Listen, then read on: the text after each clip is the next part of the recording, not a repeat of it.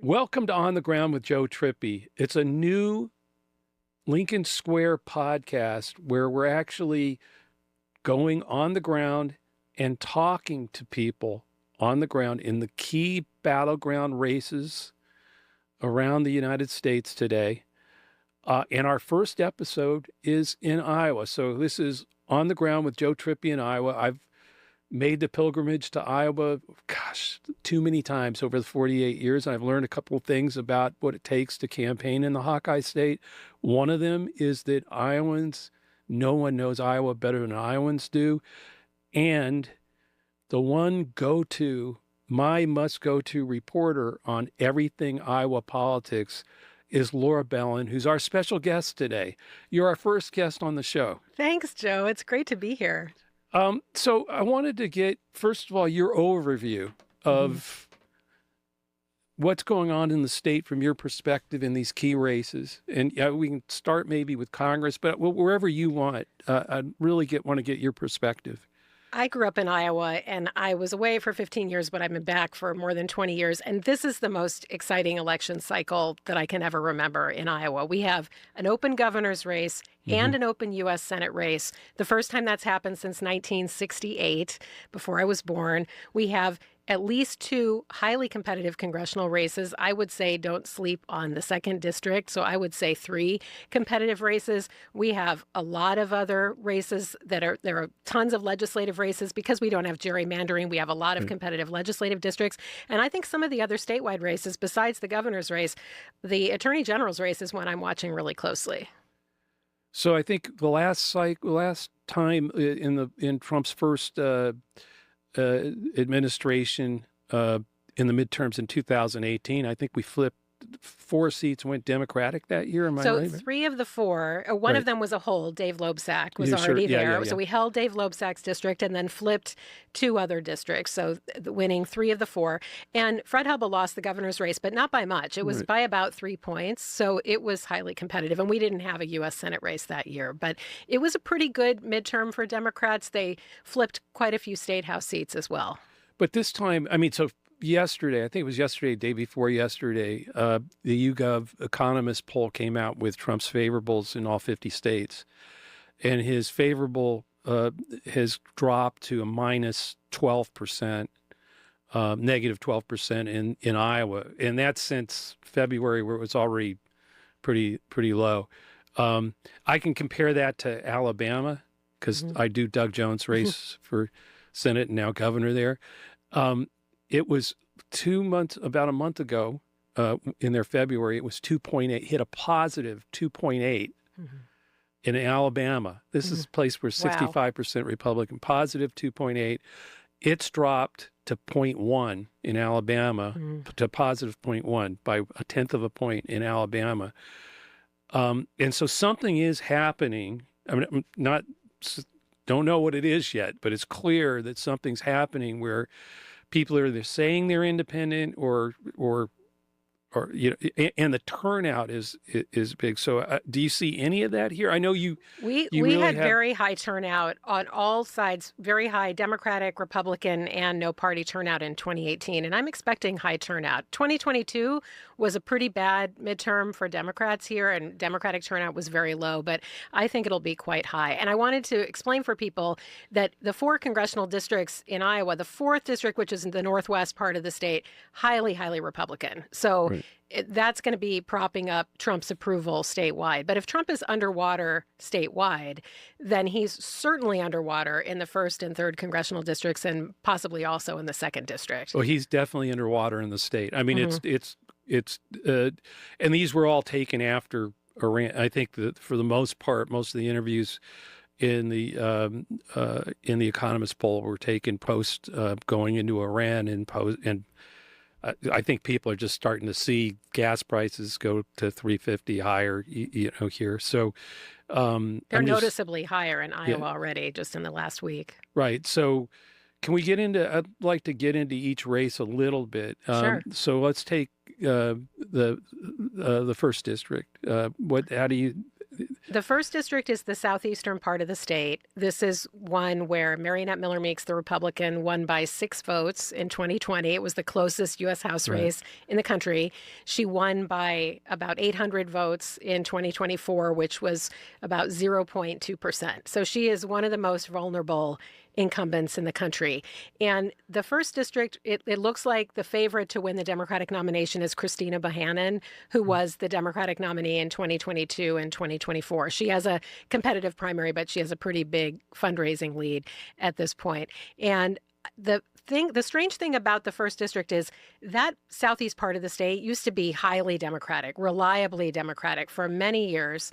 And it has a lot of what I call the mid-sized cities, some people call micropolitan areas, those towns with populations between 10,000 and 30,000. And those are where Democrats have just been getting crushed in the last 10 to 15 years in Iowa. So I'm talking about places like Burlington, Muscatine, Clinton, Jasper County, Newton is there. These are areas that used to be so heavily Democratic, and they've flipped. And the only reason Christina Bohannon didn't win in 2024 was because of those counties containing the mid-sized cities. She just couldn't get enough votes there. She got a huge margin coming out of Johnson County, which is where Iowa City and the University of Iowa is, but it wasn't enough to counteract what was going on in the other parts of the district. Yeah, Bohannon is on the Lincoln Project's 26 and 26 target list. Certainly it's a top 10 target and it's in one the of the whole ones country. where the Lincoln Project is targeting, and part of one of the reasons I'm here to talk to people about what are you seeing on the ground. What is this thing about what's happened in those mid-sized towns that you're talking about? Look, I started out as an organizer in Jones County, Anamosa, Monticello, $15 a day. I know your first caucus was in 1988. I think I beat you by 8 years. But it's just sort of, I know places like Jasper and Burlington really well. And what's different about, why is that shifting? Is it possible that they're, like we've seen, that they're now, like in other places like New Jersey and Virginia and other, where we've seen independents and soft Republicans move in the opposite direction, even when it's been like this, when you think a town's gone, it's really moving. Are you seeing any signs of that? Are you worried about it? And what is causing it? We have some signs of things moving back. I mean, Democrats flipped a state Senate seat a year ago in January in Clinton County and a little bit of Scott County and a Maquoketa area, which you're probably familiar with. Again, used to be solidly Democratic. Now it was a Trump plus 21 district that a Democrat was able to win.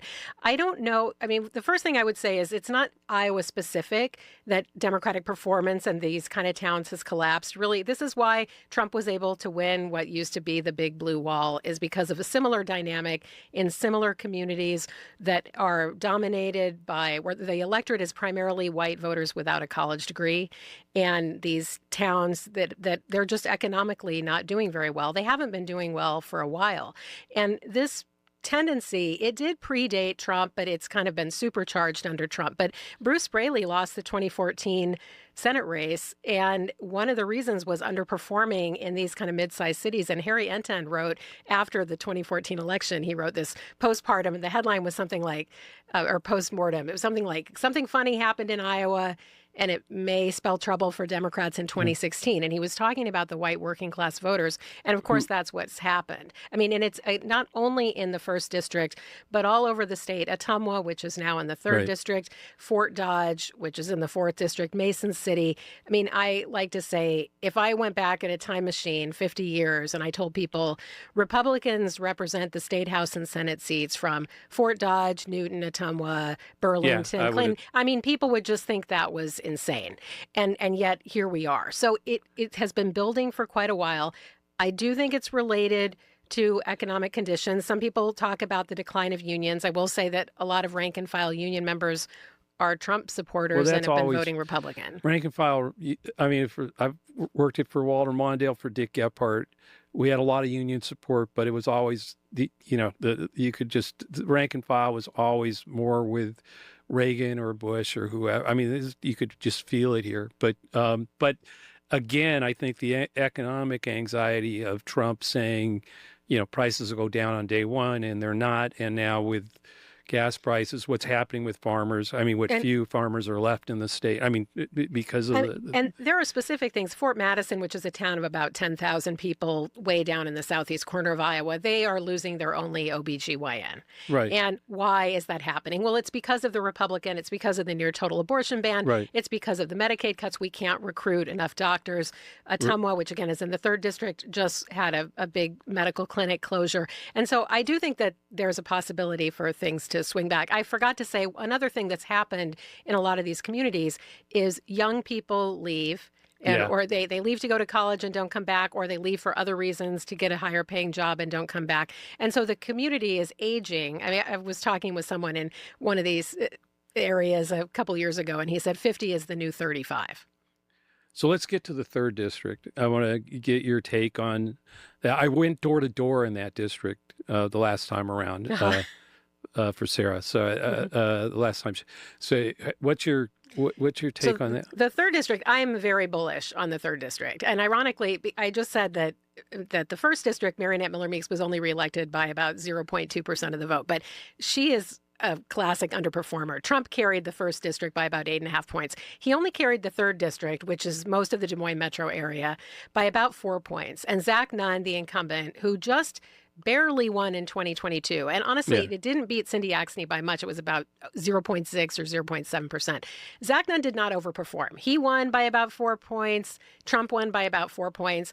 I guarantee you Trump is well underwater in the 3rd district. I don't know why Trump just came and did this big event with Zach Nunn in late January. If I were Zach Nunn, I would absolutely not be bringing Donald Trump to the district. And if I brought him, I certainly wouldn't put him right in the suburbs where I live in the suburbs of Des Moines. I've lived there most of my life. I mean, this used to be a very Republican area, but as with suburbs in all across the country, those traditional, whatever, if they were soft Republicans or Republican-leaning independents, they have become very turned off by Trump specifically, Republicans more generally. And so I see a lot of opportunity in the 3rd district. Like 75 to 80% of the vote in the 3rd district is in Polk County and Dallas County, which is the Des Moines metro.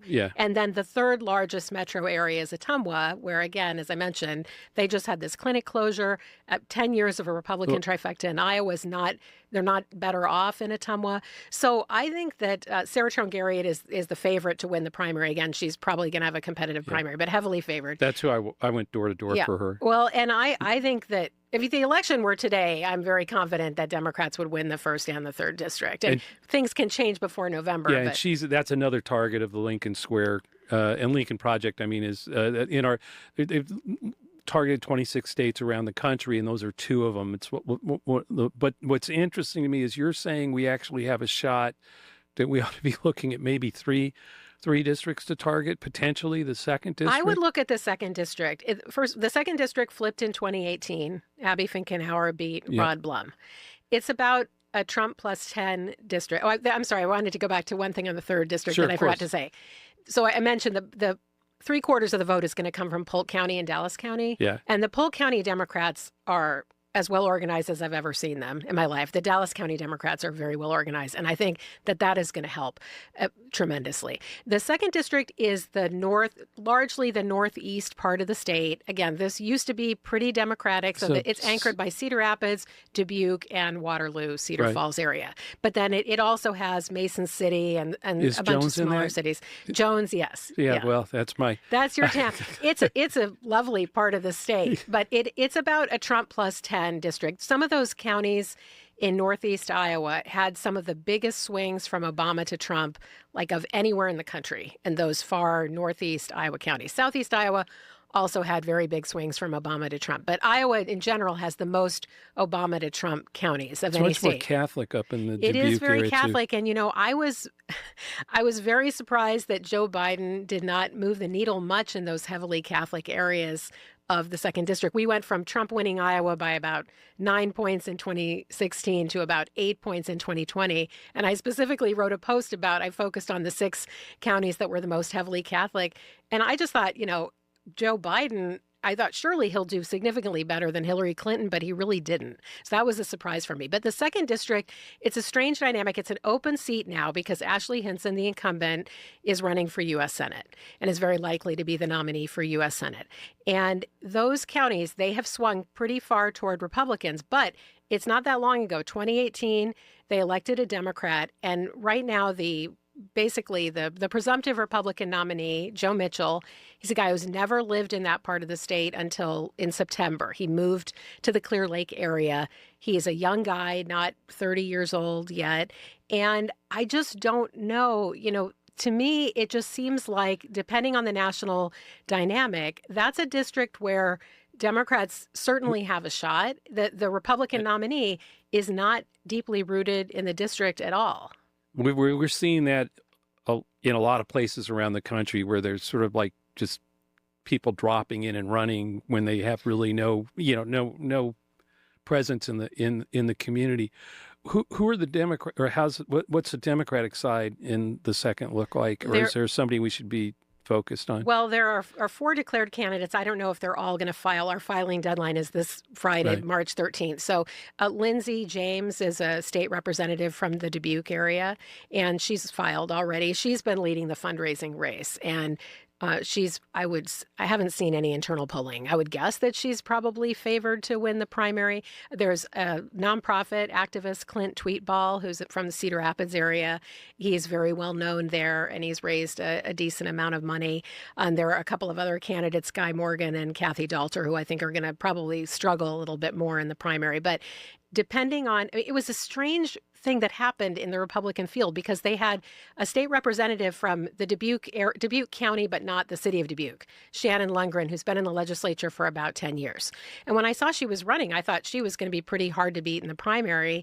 And I thought, frankly, Democrats didn't have much of a shot of beating her in the general.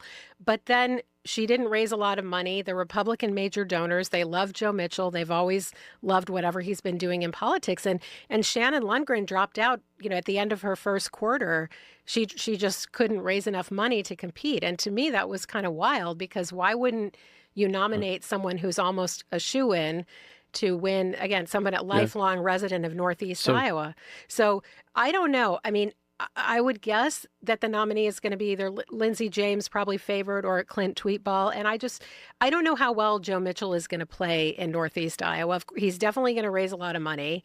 And it's not, from now, it doesn't look like the DCCC is targeting that district as much. I mean, they put it on their long list of targets last spring, but it's not on their red to blue. So I guess we'll see how it plays out. But I feel like if it ends up being a 1974 type election, or even a 2006 type election, I definitely think that second district in Northeast Iowa is one to watch. Yeah, no, I really, at least from what I'm seeing in all the state, everywhere, is there's a big move that's happened. I mean, independent. I mean, we were talking about it before we got on. It's in New Jersey. 55% of the electorate is not independent in New Jersey. There's no way. But when they told exit pollsters what party they belonged to, 55% of the people who voted in that election just recently, last November, said they were independent. It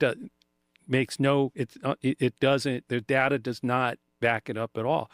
But the people who called themselves independent voted 8-2 for the Democrat in the race. The other weird thing was in both those states, New Jersey and Virginia, double haters, people who hate both parties, came out.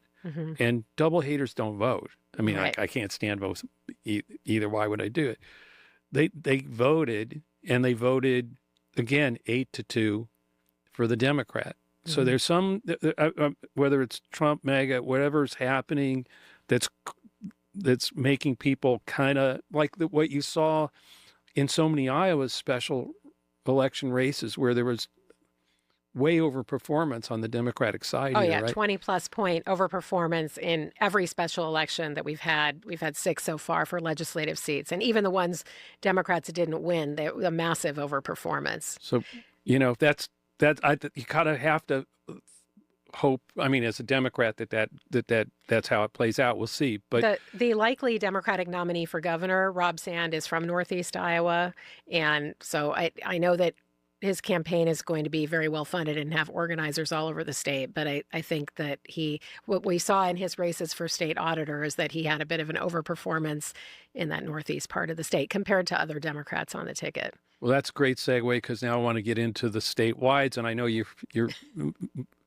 much less optimistic about those, but and we may get into some counter arguments here, but let's go through the Senate race first, I think, because it's just fascinating to me. And it's not Tellerico, Crockett, in Texas, but it's definitely two very strong candidates. Yes.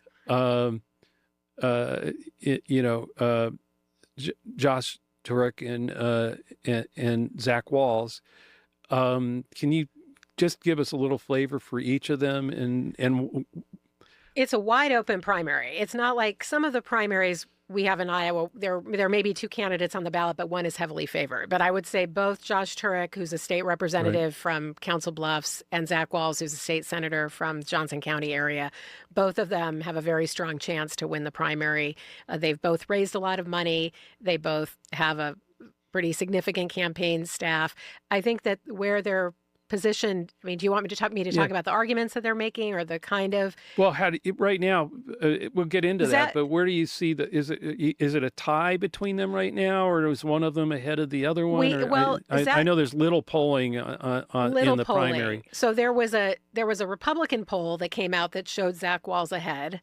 The wording was a little bit, I think, skewed to favor of Zach Walz. And then there was an internal Zach Walz poll that had him ahead by a little more. But we haven't seen a lot of polling. We certainly haven't seen any independent polling. But I would say Zach Walz has been in politics longer and is better known and is from the eastern part of the state where more Democrats are. So it wouldn't surprise me if he is a little ahead. I think that there's a lot of time before the primary. Oh, sure. I would say in the 2022 Senate primary, at this stage, probably Abby Finkenauer was probably well ahead of Mike Franken, who ended up winning that primary. So I think that a lot of Democrats still want to learn more about the candidates. And I think a lot of them like both of the candidates. So that we'll see what happens when they start. There have been a lot of opinion polls, internal polls that are kind of trying to suss out. I was just a respondent for one of these over the weekend. What are the arguments? What do you find most convincing? What are the most convincing positive statements about Zach Walz? What are the most convincing positive statements about Josh Turek? And Josh Turek is currently in the Iowa House. He is the most overperforming Democratic legislator in that he won the district that Trump won by the most. So he's won a Trump district twice. Very difficult terrain. Council Bluffs is just not that Democratic friendly. Never has been, and especially not lately. Whereas Zach Walz is from Johnson County, the bluest part of the state. He hasn't even had a Republican opponent at all. So I think that the Josh Turek argument is very much rooted in electability. And I mean, he has a great personal story. He's a 4-time Paralympian, 2-time gold medalist, and he's really leaning into that. The last ad that I saw, he was showing how, some people wear out shoe leather and he has to get his wheelchair wheels replaced because he's covered so much ground in his wheelchair. So, I mean, they're both very hardworking candidates and they're both very knowledgeable about the issues. So I think that it's kind of anyone's game. And I hear some Democratic anxiety about it, but I think that the eventual nominee is going to come out stronger from having had a tough primary. I am a massive fan of primary. I think it's a huge mistake that this party has made, the Democratic Party has made over and over again, particularly DCCC and the Democratic Senate Campaign Committee, of trying to shut down primaries. It makes... You look at Texas with Tellerico and Crockett. I mean, it was the most massive turnout of Democrats. I mean, because it was so hard fought and because it's so energized activists out there and people, that it was the first time we had a higher turnout of Democrats in a primary vote than Republicans in the state of Texas since in 20, 30 years. So, it's wild.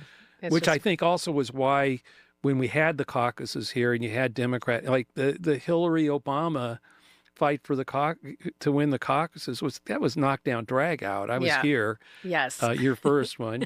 And hey, it worked out fine for Barack Obama. I mean, for the nominees. So and I think that's what's going to happen with Tellerico in Texas. It's clear Crockett did the right thing immediately right after, endorsed and is supporting. Assume both of them I know it's gotten a little personal, but both of them will I think, do. yeah, I'm not worried. I Yeah, think whoever wins is definitely going to get the endorsement of the other one. The DSCC, I don't find it helpful at all, their involvement in no. primaries. They were very heavy handed in our 2016 Senate primary and in the 2020 primary. The 2022, they were a little less so. And this year, they haven't officially endorsed. Everyone knows Josh Turek is their favored candidate. And that's honestly, that's probably one of the most successful arguments for Zach Wells right now. I just hear anecdotally from people that it gives them pause when they hear that Chuck Schumer wants Turek and they wonder why that is. So it's almost like Well, they would be better off if they just didn't get involved with the primaries well, at if all. Chuck Schumer had called Walz, I'm not sure that Walz wouldn't have taken the call. I mean, if you're running for the Senate out there, you're gonna, Everybody yeah, went out to Washington to yeah, talk to people yeah, after they yeah. That's what I'm after they saying. So announced they were running. So it's not, it's not. They haven't said where they're really at. And look, having again worked for Doug Jones, I mean, I've done a lot of Ron Wyden, and was one of my first Senate races. But Doug was, and trying to get I mean, the DSCC, even when it's helpful, is often not helpful Right. because of exactly what you just talked about. Right. Whoa, wait a minute. Why is somebody, why do we want a committee in Washington to tell? So just like stay the hell out of it. Right. But I don't think that, I mean, we'll see what happens between them. But yeah, in the end, one of them's going to be the nominee, and then we'll see who, how fast they go to see the DSCC in Washington to try to get at least the resources and things to compete. So, And I think that, no- I mean, it seemed like there was some movement toward Tallarico in the end, and I guess related to the electability issue. And so I think we're going to be hearing more about that as we get closer. Yeah. Our primary is not until early June. yeah, But I think that we're going to be hearing more about that.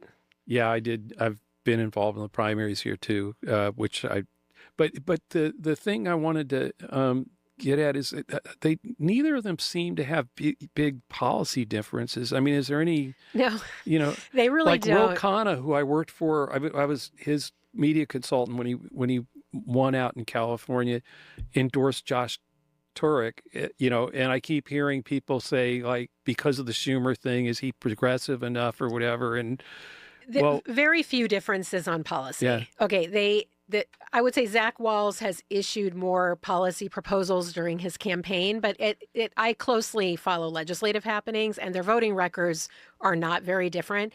For the Walz campaign, two things that they're kind of making a big deal of right now is that there were several votes related to abortion that Turek was not there. Turek is pro-choice, and he has reasons for why. One of them, he was sick, and two of them, he was traveling. He was going to Washington to lobby for Medicaid stuff that would benefit for people with disabilities. But in any case, Walz is posturing as someone who is much more outspokenly pro-choice and has a more pro-choice voting record. And then there was an immigration bill, a bad immigration bill that's been enjoined as unconstitutional, but it was modeled on a Texas bill that would make illegal reentry a state-level crime. It's been enjoined because it kind of usurps the federal authority to regulate immigration. But in any case, Josh Turek was one of only a handful of Democrats who voted for that legislation.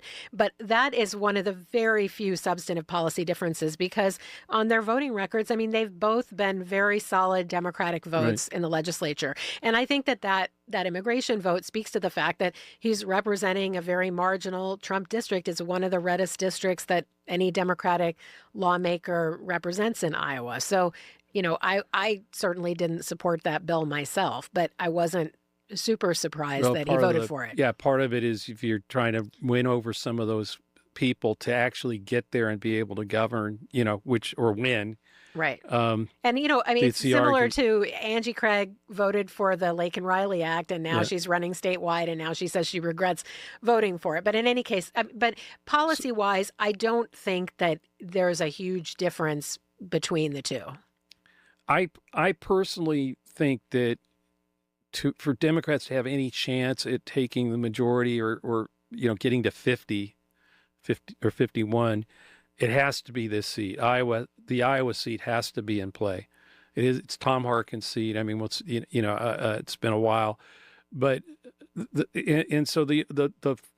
again, very little general election polling either, but that polling suggests that either one of them is in pretty much of a dead heat within the margin of error, but where I think Josh does a little bit better. I mean, Yeah, if I I was very remember right, surprised. The little polling that Josh I've Turek, seen, I was surprised that Ashley Hinson was well below 50. I mean, right? she's in the mid 40s. And I have to be frank, I think the Senate race is a huge reach, but certainly Democrats have to make a play for Iowa. Sure.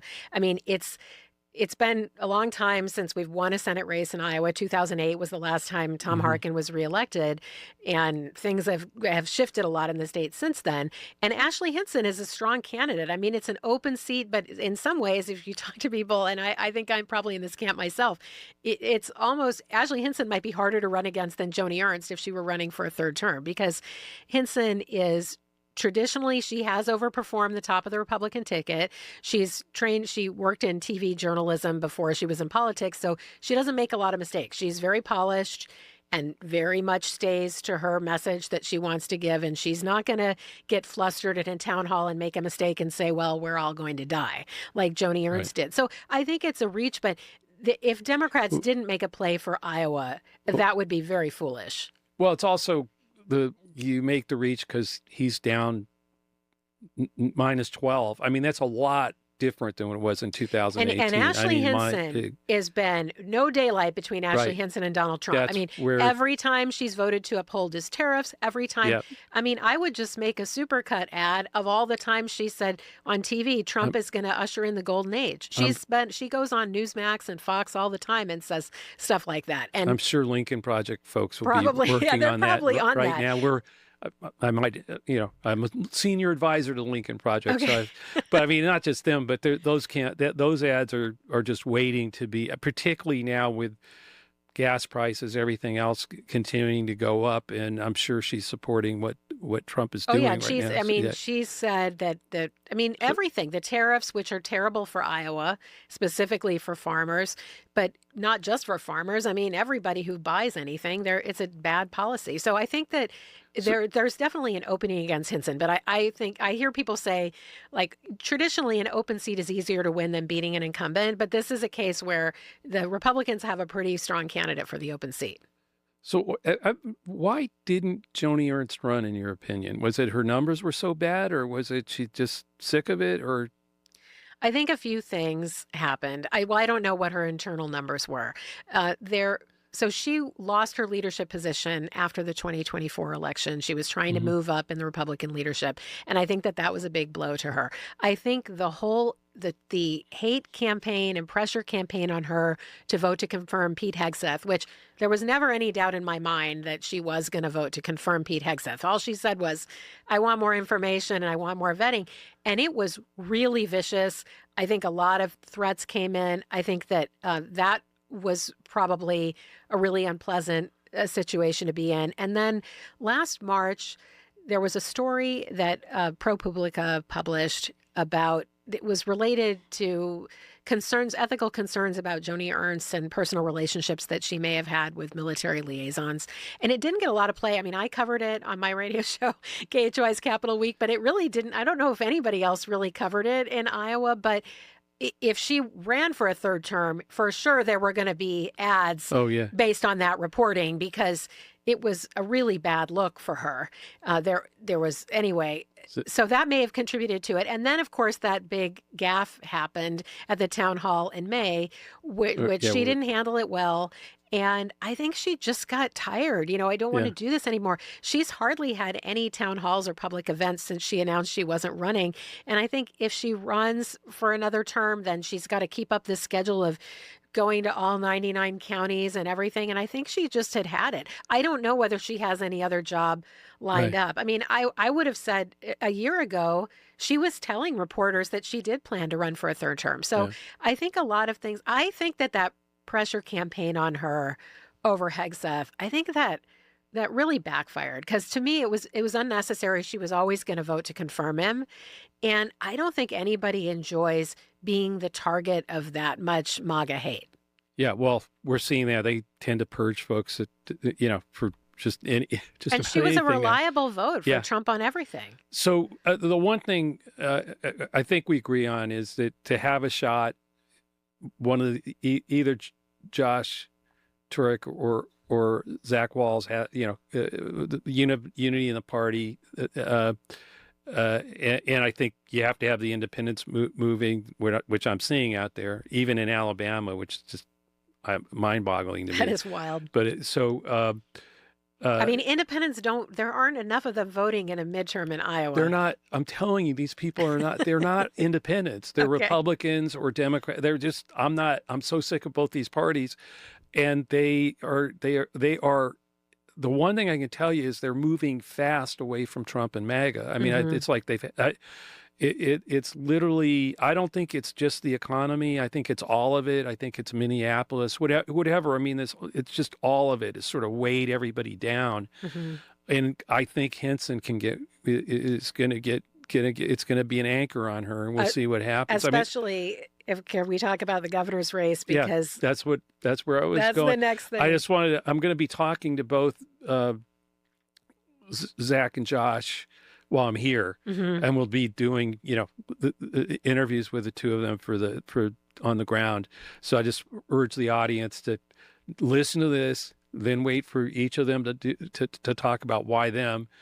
Because I think that Senate race is going to be very important. But you're right. The next one, the one I wanted to start talking about to close us out, the last segment of it, is sort of the other statewide races, including obviously the governor's race. And I know one of the places that you've got your eye on is the attorney general's race. Start with either one of those that you want. We got to start with the governor's race Okay. because, so I already mentioned we have an open governor's race, which we haven't had in a long time, because Kim Reynolds is not running for a third term. And there is a competitive Democratic primary, but Rob Sand is very likely to be the nominee, and he's raised millions of dollars. I think he had more than $13 million in the bank. So he will be running the best funded campaign that we've seen statewide in quite a while.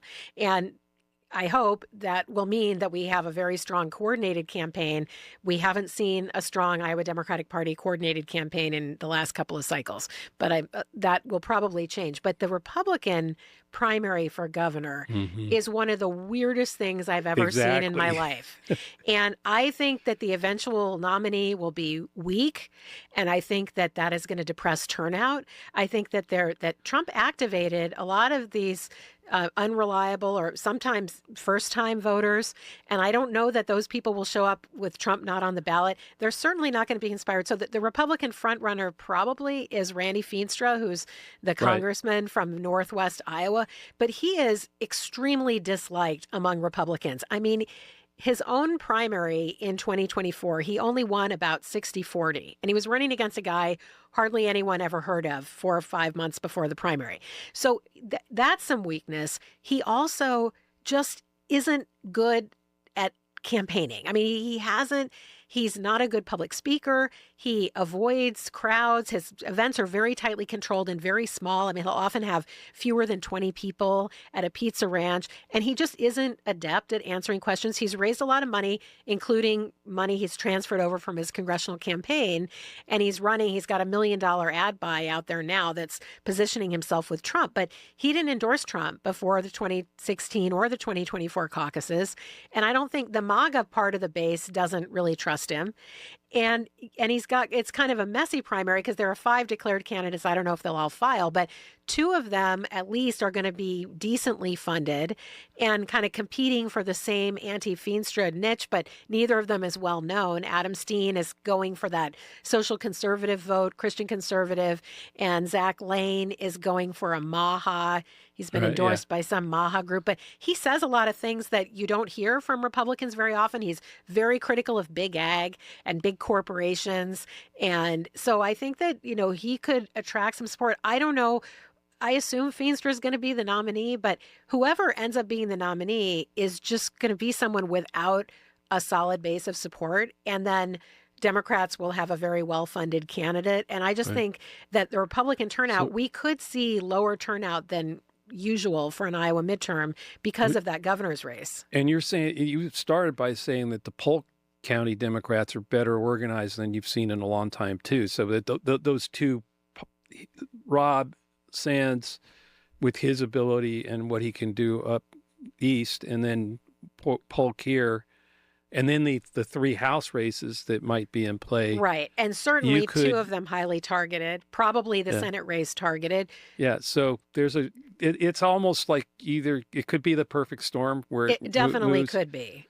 I mean, Um, 2006 was the last time we had an open governor's race with no incumbent running, and Democrats did pretty well. Of course, it was a good year yeah. for Democrats, and things were Well, I different. think The voter registration numbers in Iowa are very, very bad. So that's the one thing that stops me from being extremely bullish about the statewide races is just that there are yeah, about 185,000 more Republicans now than Democrats, which did not used to be the case, even as right. recently as 2018. And I know that the people say voter registration is a lagging indicator and people may stop voting for a party long before they stop being registered for that party. But I still think it's challenging for me to put together a winning statewide number unless Republican turnout really collapses and Democratic turnout is extremely high and independent turnout is high. And I do think independents will favor Democratic candidates Well, because, all those three things are happening everywhere. I mean, what yeah, I'm trying to say is Republicans are not turning out as much. Democrats are turning out at high volume, and independents are turning out and voting more with Democrats than usual. So I'm right. not, will Iowa mirror that? If it does, there's a shot, I mean, the governor's particularly with race all is, these great candidates. I mean, to my there's mind, the really, governor's race is a much better shot than the Senate race oh, because we yeah, have well, recent examples of Democrats winning governor's races in red states, right. whereas we don't really have a recent non-incumbent Well, Democratic candidate for Senate winning. I don't think this is going to be a blue wave. I think it's going to be a change wave. I mean, what I'm saying is I know it's a blue wave. It's a blue wave. Now, I think people out there, every election's been a change election since Donald Trump came down the escalator. I Yeah. mean, in 2016, Hillary was the status quo. Trump was changed. 2020, believe it or not, Biden was changed. It was like because people That's were right, because Trump was, yeah, with Trump. the chaos of Trump. 2024, Trump's changed again because people are unhappy with Biden and Harris. And now I really do think, in other words, those weren't red waves or blue waves. They were just change. Yeah. I just want to. So I think that's where we're headed. Oh, And I was talking with a Republican recently, and I didn't bring it up, but he even said, well, if it's a 1974 election. And I mean, you don't usually hear Republicans kind of musing like that, yeah. but it's definitely possible. So we're running out of time, Hmm. but I do want to get your quick take on the AG's race, and then Yeah. So we had the longest serving attorney general in yeah, U.S. history in Tom Miller. Tom Miller. And he didn't lose by much in 2022. It was just low Democratic turnout, just crushed him. And Brenna Bird, who won, she's an ideologue. She is not that well known. She's not well liked. She's underwater on favorables. And I have this from a conservative group that was running TV ads to try to pump up her popularity way back in October and November. And even after they did this ad buy of positive ads about Brenna Bird, they did a poll of the AG's race, and they found her tied with Nate Willems, who is really not well known. He's a strong candidate in my view, but he's a former state legislator. He just hasn't yet gotten his name out there that much. Right. And so if she starts out tied, I think it was at around 41% after they spent money, I think she's very weak. And if it's a good election for Democrats generally, she's going to underperform the top of the ticket. Interestingly, she's around 41 and Henson is around 44. Both of them incumbents, or, I mean, I know Henson's been, the first time she's running, but when you see that same number kind of showing up Mm-hmm. for AG and her and Henson, I'm telling you that's going to, I mean, this is not going to be a blowout for the Republicans by any means. I mean, we'll see, Yeah. I mean, There's a lot of money. The Republican and AG's association is they spent millions to prop her up in 2022, and they'll spend millions to prop her up in this election. But I think that, I mean, she has focused on lawsuits, intervening in lawsuits against the Biden administration or supporting Trump policies. I don't think that's where people are. I think that people are going to be tired of Trump. I think she's also just done some foolish things like delaying reimbursements to sexual assault victims for emergency contraception because she's beholden to extreme anti-abortion forces. And I just think there are a lot of arguments that can be made against her, that she's just not working for Iowans, and she doesn't start out in a strong position at all. So, but I think, I mean, any of the statewide races, really, if it turns out to be a change election, that's what it's going to. I really believe that. Look, I want to thank you for giving us, everybody out there, a real rundown of the state. 3 House races where we have a shot, everybody. 2 great Senate candidates who I think will make the party stronger, and one of them will have a unified party to take a shot at Henson, who's under 50%, and then the governor's race and maybe the AG's race too. All those are in play. I want to give you one last opportunity to tell people where they can find you. I mean, we'll put it in our show notes for sure, and I mentioned it at the top, but where can people go online and find out what you're writing and keep up informed in what's happening here in Iowa politics? Thanks. Well, I have a weekly radio show, KHOI's Capital Week, and that is also distributed as a podcast. So KHOI's Capital Week, I always send the audio file and a very detailed written recap because I know some people don't have time to listen. They'd rather read on my Substack, which is Iowa Politics with Laura Belin. So I publish some deep dives there, and then every week my radio show where I'm just covering lots of news, including a lot of campaign news. And then my main website, Bleeding Heartland, where I publish my own work, but also I publish a lot of work by guest authors. So it's kind of that old school, started in the mid-2000s, but that community, progressive, state-based blog. And we have a lot of in-depth coverage there. But Bleeding Heartland, Iowa Politics with Laura Belin, and KHOI's Capital Week. Laura Belin, thank you so much for giving Lincoln Square, being our first guest on the ground with Joe Trippi in Iowa. And I think we gave everybody a big rundown on what to look for in the state, why there's some issues that need to get ironed out, but with some optimism, there's a real chance here to make, if it's a change election, which I think it will be. Thanks. I'm honored to be the first guest, and I really appreciate being able to sit down with you. Thank you. Thanks all. We'll be back with another episode of On the Ground in the coming weeks. Thank you.